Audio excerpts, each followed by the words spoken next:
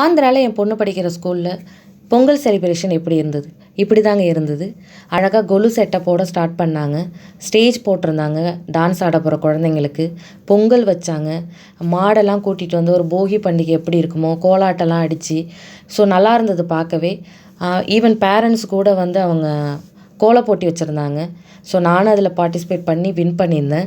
அதுக்கான ப்ரைஸ் ரெகக்னிஷன்லாம் அவங்க கொடுக்கும்போது ரொம்ப நல்லா இருந்தது. என் பொண்ணு அதில் டான்ஸ் பண்ணியிருந்தா. தமிழ் தெலுங்கு மிக்சடாக ஒரு ஃபோக் கொடுத்துருந்தேன் நான். ஃபர்ஸ்ட் ஆஃப் ஆல் அவங்க ஸ்கூலில் வந்துட்டு தமிழ் ஒத்துக்க மாட்டேன்ட்டாங்க. இங்கே இருக்கிறவங்களுக்கு புரியாது அப்படின்னாங்க. அதுக்கப்புறம் நான் எக்ஸ்பிளைன் பண்ணினேன் நான். தமிழில் ஃபோக் நல்லாயிருக்கும், நான் கொடுக்குறேன், வேண்டானா அதுக்கப்புறம் விட்டுறலாம் அப்படின்னு சொன்னேன்.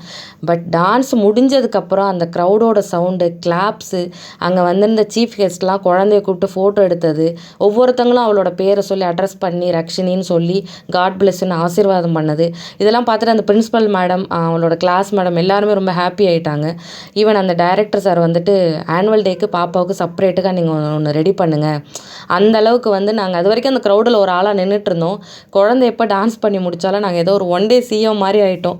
நல்லா இருந்தது. நம்ம பண்ணுறதை விட நம்ம குழந்தை பண்ணி அதை பார்க்குறது ரொம்ப நல்லா இருந்தது. போட்ட கோலமும் நான் வாங்கின ப்ரைஸ் இது தான். நம்ம சேனலுக்கு 60 சப்ஸ்கிரைபர்ஸ் வந்திருக்காங்க. ஹாப்பியாக இருக்குது. எல்லாருமே சப்ஸ்கிரைப் பண்ணி லைக் பண்ணி ஷேர் பண்ணி பாருங்கள்.